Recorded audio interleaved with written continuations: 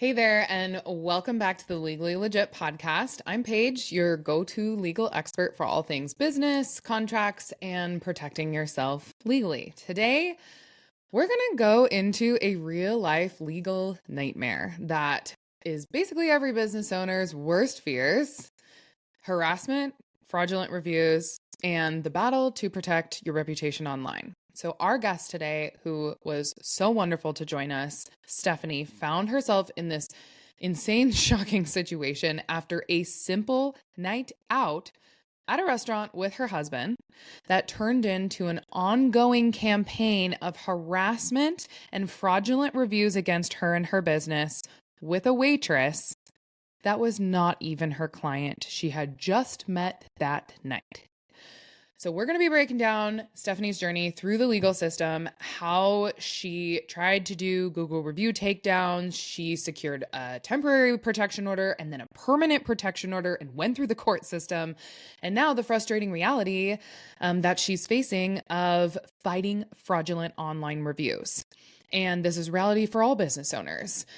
Not only that, but social media bashing by clients, and in this case, by a complete stranger with profanity and your potential business address on the line and phone number on the line and stalking at play. So if you're a business owner, entrepreneur, or just someone who wants to know what legal recourse you have when your reputation is under attack, this episode is for you. So let's get into it and welcome Stephanie to the show. Hey there, I'm Paige Griffith, your host and attorney for small business owners and the founder of The Legal Page.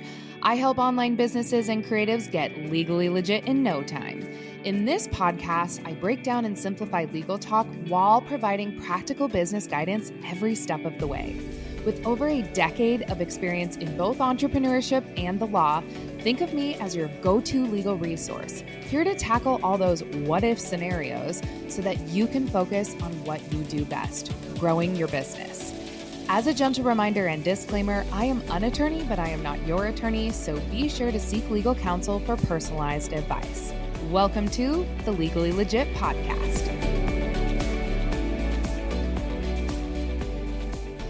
Stephanie, thank you for joining us today. I would love for you to tell listeners who you are, where you're based, and what type of business that you run. Thank you, Paige, for having me. I'm Stephanie. I'm a Denver-based micro-wedding and elopement photographer and owner of Stephanie E Photography. Okay, Stephanie, so let's get right into why I'm having you on the Legally Legit podcast. Can you give listeners a quick overview of what went down with the waitress, the harassment, and the bad reviews? Back in December, my husband and I went out to dinner and had unfortunately not a great dining experience. I left a review for the restaurant that basically was a very factual review, did not reference anyone personally or mention our waitress by name. Simply said that, the food was good, but we did not get any of the food that we ordered, that the order was entirely incorrect. The waitress found my business from my name on that review and began sending me extremely profane, harassing emails, text messages, TikTok comments, so on, phone calls, and then left 3 fraudulent 1-star reviews for my business. And wasn't even a client. You just met this person as a waitress at a restaurant. That's correct. She'd never been a client, nor had her friend who also left a 1-star review. Okay, so when did you realize that this unfortunate dinner situation had turned into much worse than what you expected? As a consumer, you were just reviewing your experience and leaving a very genuine, factual review. When did you realize it was more than just a few angry reviews, fraudulent reviews for your business that had escalated into something more serious? After the reviews, I began the process of getting a protection order because I realized that although I had filed a harassment complaint with the local police department, they could not protect my business. And once I filed the protection order, and the waitress began receiving notifications of that, that's when I started receiving threats to my safety. Okay, so when you had the police contact her, issue the warning for the harassment, did the reviews completely stop or did a few more come in after that? So all 3 reviews that were left by her and her friend came prior to me contacting the police. She did not leave any reviews after police contacted her. I also, very quickly after I contacted police, began the process of getting a protection order to make sure that the reviews stopped. Okay, so let's talk about the protection order now. And that's primarily for your business, right? Harassment's a little more of a personal based thing. I'm sure you talk to your legal friends about this as well. And you're like, hey, I need to get a protection order. Who told you to get a protection order? How did you know to get one? And kind of, can you explain the scope of this protection order and what you were trying to do? Only a civil protection order could protect my business. However, as I moved through the process of obtaining the protection order, she began sending me threats. So it did actually end up being a bit more comprehensive. My need for the protection order became more comprehensive. What kind of threats was she sending you? So it's interesting, like the harassment kind of stopped and then the threats continued. So kind of explain that to people. So she had texted me an address, and I didn't know what the address was. And honestly, like most of her communications, I was just ignoring it and not responding. And my spouse, who is quite the internet sleuth and wants to know everything, began digging into the address and realized that it was registered to someone with the same name as him. He has a relatively common name, and it was someone registered with his same name. And so I realized, although it was not us, it is not our address, it was intended to insinuate that she had our address. And then she followed up with, "I'll see you tonight," insinuating she was going to show up at our address. Yeah, so not only does she have your phone number and all of your business information, now your business, your address is out there, your home address, or she thought. Luckily it wasn't. But that would obviously make you want to get a protection order pretty fast. So let's talk about the scope of the protection order. Had you already put the application for the protection order in? So I got the protection order or put the application in shortly after contacting police. I had put it off kind of as long as I could, hoping that her behavior would stop. Again, I maybe, again, maybe like a little bit of a soft side of me that like doesn't want to necessarily harm people's futures over ridiculous conduct that they are engaging in. However, one of my friends from law school really encouraged me of, hey, like she's not cooling off, as much as I really thought that anyone with this much fire would burn herself out, she is not cooling off. So I went and I you first have to file for a temporary protection order. So I went on a Friday and filed for the temporary protection order, had my hearing for that, and was granted that the same day. From there, I then had to serve her with the papers, which proved a little bit tricky.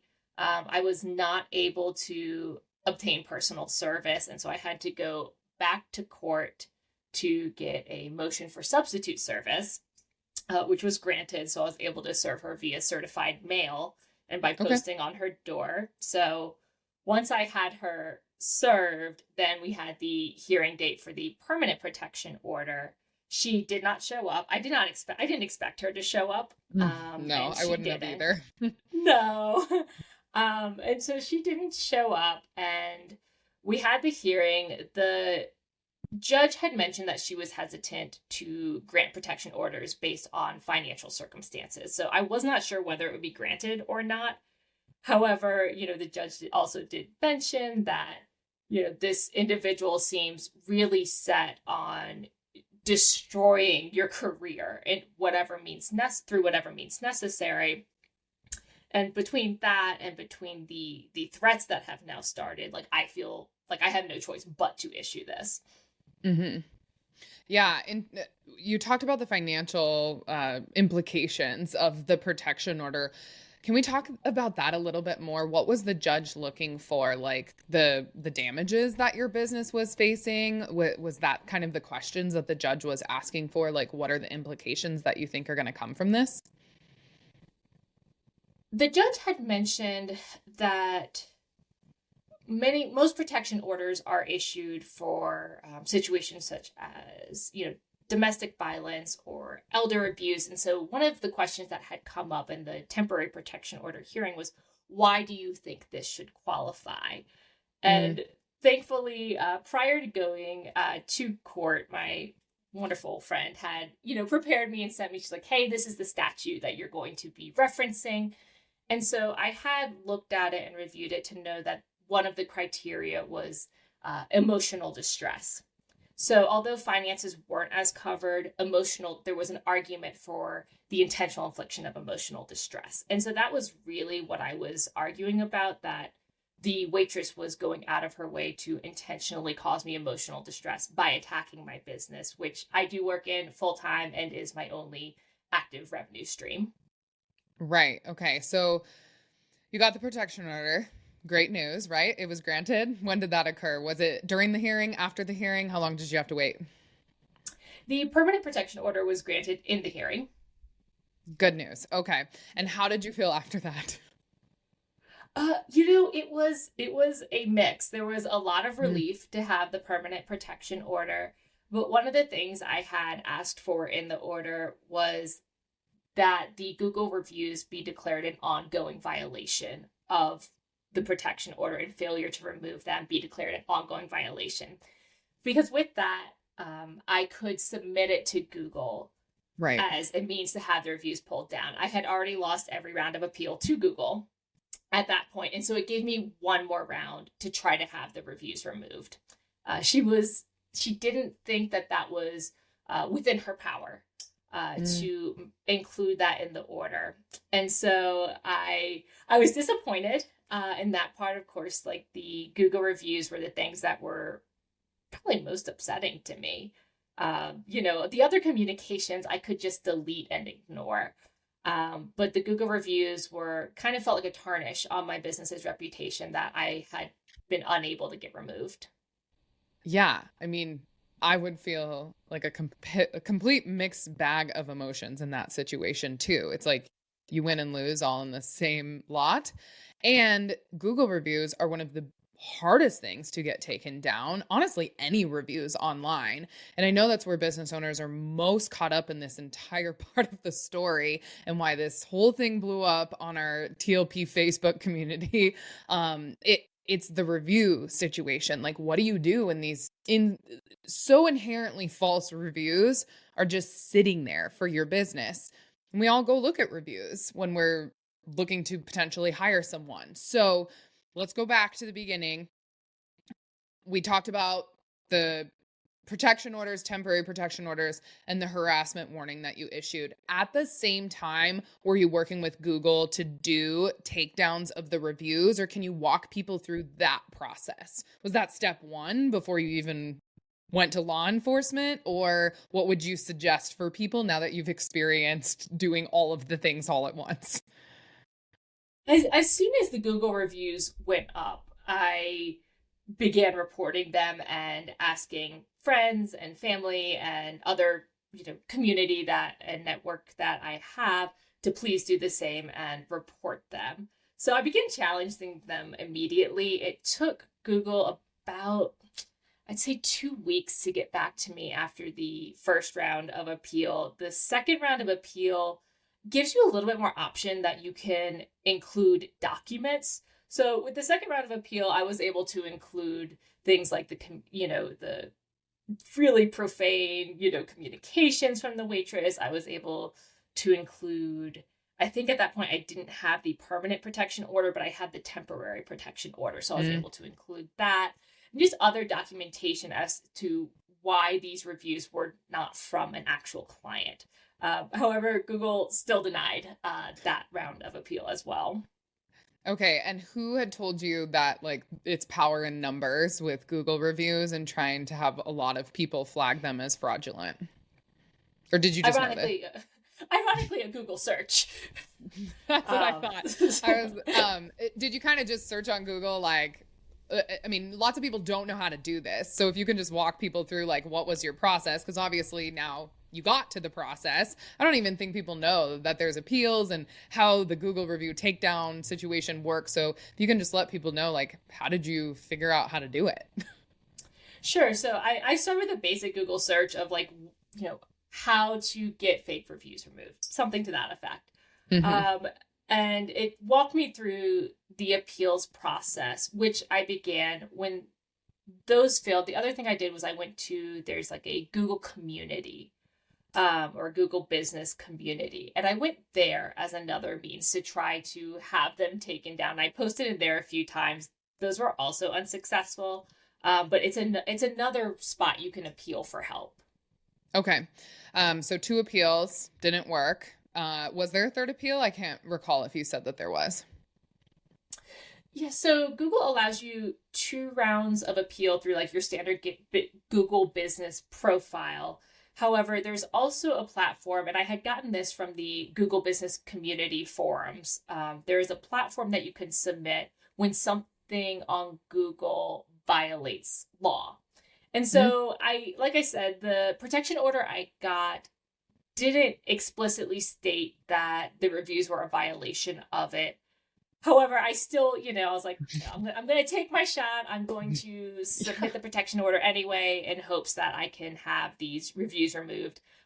Google denied my appeal again, to have them removed. All right. You've exhausted all resources at this point with Google. Where are we at with the reviews right now? Okay, so they are still currently up there. I have just responded to them as professionally as I can.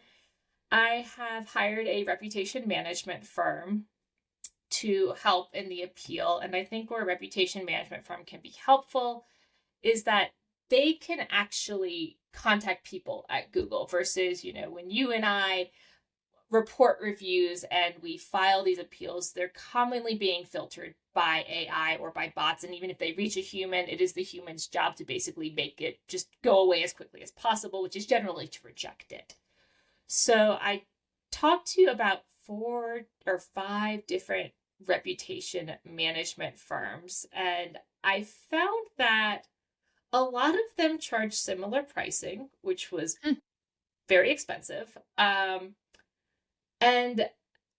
I started realizing when I was like looking at their business structure, how they were written up on the Better Business Bureau, that they were really all like one entity.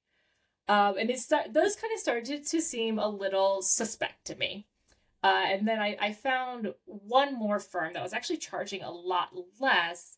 And it was a small business owner who had, a similar incident of fake Google reviews and had begun this like spin-off business, helping other small businesses file appeals. So currently they are working on it. I just had them start about a week ago.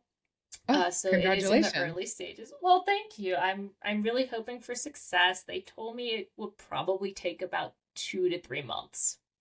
Okay. And yeah, so this reputation firm that you hired, I mean, I have so many questions about reputation firms. When you brought this to the TLB Facebook community, I was like, a reputation firm? Tell me more.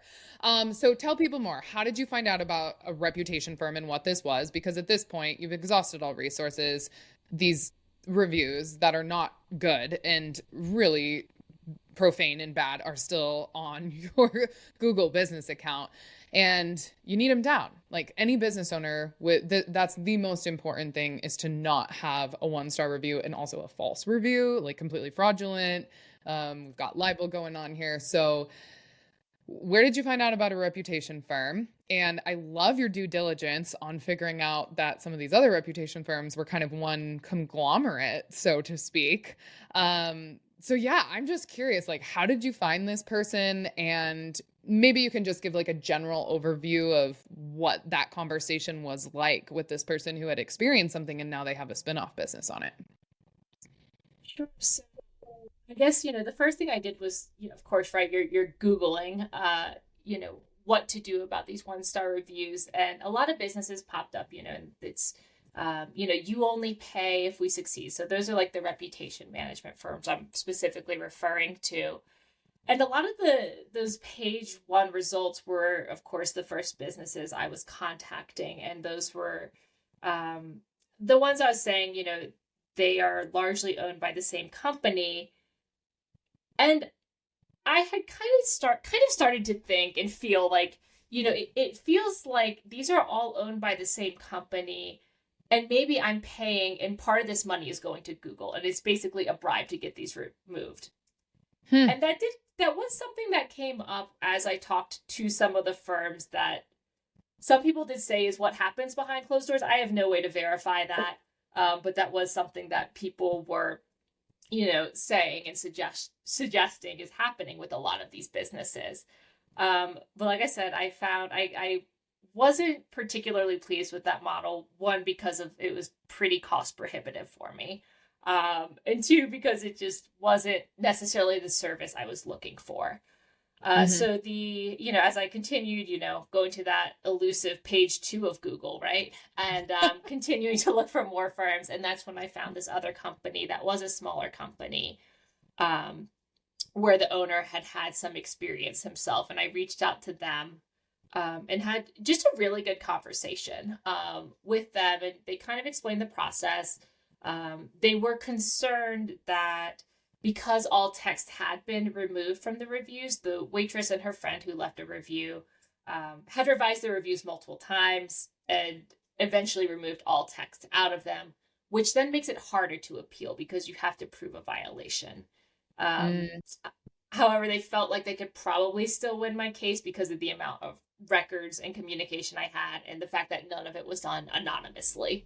Hey, legally legit business owner. If you are facing something similar, I just want you to know that you're not alone. And I have some legal steps that you can do to protect yourself. I've put together a free guide on handling bad or fraudulent reviews. I'm going to walk you through the best strategies on how to report and respond, and if necessary, escalate the situation legally. I'm also going to give you templates for responding to negative reviews professionally with the correct legal language in place as well. To get this free guide, you can just go to the link in the show notes, or you can go directly to thelegalpage.com/fraudulent. That's thelegalpaige.com/fraudulent. Got it. Screenshotting and documentation, is that something that you had? Like, you had screenshotted the first reviews? I mean, that's hard to keep track of. You never know when someone's going to go and update their review, right? And they have the ability to do that. So I'm sure you screenshotted at the beginning. So you have that probably, and you have where it's at now because it's publicly posted. Or is that something that you forgot to do and you just have what's publicly posted as of today? I did not get a screenshot of her first initial post because she changed it within a few minutes. However, I got an email that contained the original review. I was able to then get screenshots of every iteration after that. I believe there were 3 or 4 different iterations. Okay, so I talk about this all the time, not only on the Legally Legit podcast to everyone listening, but basically everywhere that I do legal guest experting and in the TLP Facebook community. Document. Having proof is the most important thing in situations like this. And Stephanie, I'm sure the reputation firm told you that as well. Like, I mean, they're not going to take on somebody who doesn't really have a lot of documentation and evidence. So I'm sure that bolstered your ability to go after Google even more with this reputation firm. Is that correct? I think, I think the reputation management firm would have been happy to take, my money either way, regardless of the amount of evidence I have. But I do think it greatly changed my odds of success with Google. Right. Totally makes sense. Okay. So where are you at in the process right now? You're kind of waiting for the reputation firm to do what they are saying that they're going to do. Can you walk people through what that process may look like, from what you know right now and kind of what you're hoping to have happen in 2 to 3 months, or maybe a little bit longer than that? Sure. So at this point, I've submitted all of this documentation to the reputation management firm. And it's about 50 pages of between the communications and the restraining orders that I have provided them with. At this point, they are in the process of appealing it to Google, and I don't get to see that much of what's going on. So I'm kind of just, sitting on pins and needles, checking in every so often to see if there are any updates. But there's not a whole lot I get to see of this part of the process. Hmm. And these people aren't lawyers, right? No, Okay. no. I'm fascinated by this, a reputation management firm. Obviously, I'm going to stick with you and your story, and our whole TLP community is like here to champion you to win and get these reviews taken down. So I hope you know that. Please keep us up to date on all things with the review takedown. How are you feeling right now? Like you've done what you can, you've done all that you can, more than most business owners do. I am beyond proud of you, but like, how are you feeling right now? Do you feel like you've done enough? Do you feel like you responding to the reviews is enough for a prospective client to kind of gloss over that and still contact you? Are you still really concerned that people are going to see those and think differently? I wish I could say, oh, like this story has a great happy ending. But right now, of course, working in the wedding industry, most of my inquiries and bookings come from January through March, during which time my business has kind of had a big scar on it, and my inquiries have been much lower. I'm still getting good web traffic, but whereas usually I would expect to see inquiries from about 1.5% of visitors to my website, I'm lucky if I'm hitting 0.3%. So Mm. it is having a very real impact on my business, and causing a lot of stress as a result. So I guess, I feel like I have exhausted what I can do. Um, and now it's just kind of, hoping and, doing everything I can on my side to try to just, nose to the grindstone and market as much as I can, to try to get my business through the next year. Unfortunately, again, like saying, I wish I could say this has a happy ending. I did see that this waitress last week began doing the same thing to another business. Wow. Are you kidding me? She is out for blood for no reason. There's obviously clearly something else going on there that's completely outside of your control, but that's unfortunate. How did you find out about this other business being affected? I've just had an eye, of course, like Mm. on the reviews on my page in case she edits them, as well as uh, her Google activity. And I just happened to see where she had left 1-star reviews for another small business actually located very close to me. Hmm. And the business owner responding, hey, like, I don't have record of you being a client. And so I think this is a pattern of behavior, Yeah. that is just something I do believe that the internet trolling is just something that she does.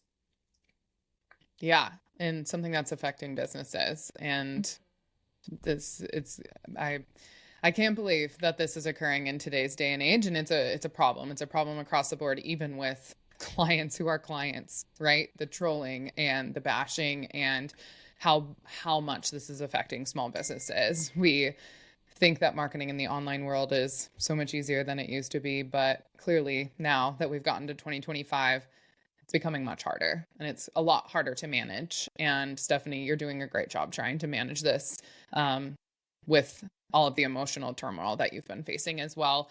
Have you reached out to this other business owner at all, or have they reached out to you? I did. I debated whether to reach out, Mm-hmm. out of fear I would that have I'm too. finally having some peace and quiet on my hand, and just really wanting to keep things that way.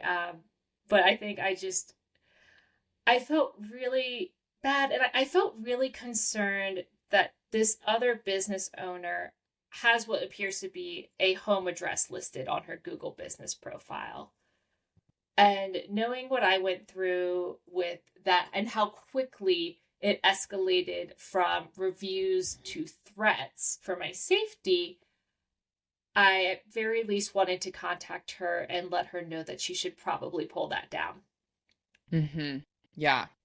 Step number one, everyone, is get your home address off of the internet and get a registered agent that you can put everything on.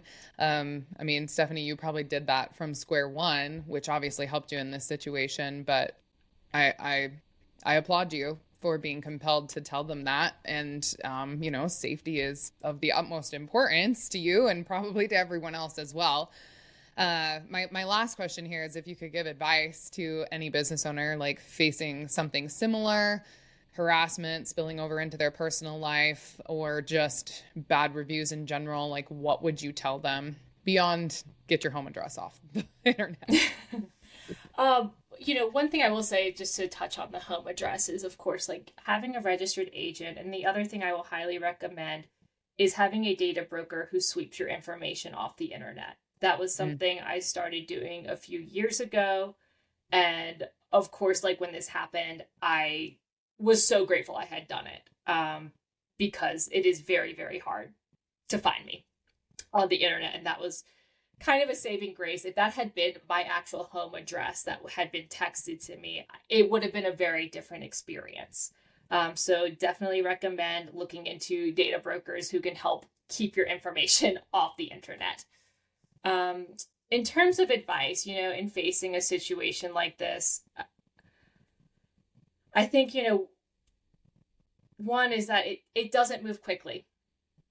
And so you're going to have a lot of patience with it. Unfortunately, the actions to upset a business can be done in a matter of minutes, of leaving fake reviews or inappropriate comments, sending crass emails. That can all be done, really in a matter of seconds. But the process of unwinding it and recovering your business is going to take time. Yeah. Wow. Stephanie, thank you for sharing your story with us today. This is beyond a tough situation. I was going to say this is a tough situation. I don't even know how to encapsulate that into words. Your perseverance is inspiring. I want you to know that. And I know so many business owners listening right now can relate to this frustration of dealing with online defamation, fraudulent reviews, and just this feeling of uncertainty that we all have right now in the online business space. So it means a lot that you came on here and told your story, and I know it's going to help a lot of other people. So that's all I have today. Thank you so much. Whatever we can do here at the Legal Page, you know that we are always in your corner and we are always here to assist if we can. And I also just want to give a big hug to all your friends that were there to help you at the beginning. Like, legal friends, reach, be available to people that need access to legal information. And this just goes to show that everyone needs more access to legal information. It also goes to show that there's not a lot you can do with Google reviews, which is just insane and so unfortunate that they hold this stronghold on us as business owners right now. So we will keep you updated here, listeners at TLP, on whatever outcome this story has. Stephanie, any parting words? Just to anyone who's going through it, like, stay strong and, just follow the steps. And of course, if there's, if you have questions, definitely post them in the TLP community. What was that like for you on the TLP Facebook community? I mean, that thread was huge. How did you feel when you posted your story and the outcome you were receiving from everybody in there? I didn't expect that. And it was really, on one hand, it was really heartwarming to see people like care so much and be so willing to offer help in so many ways and advice that they had, and support. On the other hand, I was hoping there would be a bunch of people who are just like, hey, this happens, no big deal. and that it wouldn't have, caused such a stir. Because I was like, oh man, like maybe I really am in over my head at this point when I saw how large the reaction was. But the community was really incredible, and really, I'm grateful to the TLP community. I'm so grateful to, my lawyer friends. There was another friend whose house I went to and crashed at after I got that like threatening message. So I had a lot of friends and community who really came through strongly for me. So, again, in terms of advice to other people, of course, is, always lay the seeds of building a strong community, because, when you need them, they will have your back. That's a perfect way to end this. I couldn't agree more. Thanks so much, Stephanie. And thanks to everyone for tuning in. Thank you, Paige. Okay, my friends, if you are a business owner facing something similar, please know you are not powerless. There are legal steps that you can take to protect yourself, and we want to help here at The Legal Page. That is why we have put together a free guide on handling bad or fraudulent reviews. I'm going to walk you through the best strategies to respond, report, and if necessary, how to escalate the situation legally. You can use this alongside everything that Stephanie has talked about today. The guide covers how to spot reviews that violate platform policies, the exact steps to appeal those fraudulent reviews on Google and other platforms. It includes really good links for you, when to consider legal action and what that process looks like, so you can kind of wrap your head around it. And then I also give you templates for responding to negative reviews professionally. You can grab your free copy now in the show notes. And you know what? The one thing I will ask is, if you found this episode helpful, I would love for you to send it to a fellow business owner who may also need to hear it. That would mean a lot to me, and I know would mean a lot to Stephanie, to get the word out there so that people know that this can happen and how to approach it as a business owner. It's always better to be proactive than reactive, and there's a lot of things we can do right now as business owners to be proactive. Lastly, just be sure to subscribe to the Legally Legit podcast, and I would love for you to leave us a review if you liked this episode, and give us some feedback. So thanks so much for tuning in. As always, stay legally legit. Thank you so much for tuning in to today's show. Be sure to visit thelegalpage.com for contract templates, blogs, and additional legal resources. If you found this episode helpful, please share it with a friend or on Instagram with your favorite takeaway, and make sure you tag me at The Legal Page. Sharing is one of the best ways you can support the show. And if you've been tuning in for a while and you are finding value in these episodes, it would mean the world to me if you popped over to Apple Podcasts or Spotify and left a rating and review. Hearing your feedback absolutely inspires me to continue creating podcast content. Lastly, you can join my free Facebook group at tlpfacebook.com, and this is where you'll get access to me, my legal team, and thousands of other entrepreneurs for unlimited business and legal Q&A. Until next time, my friend.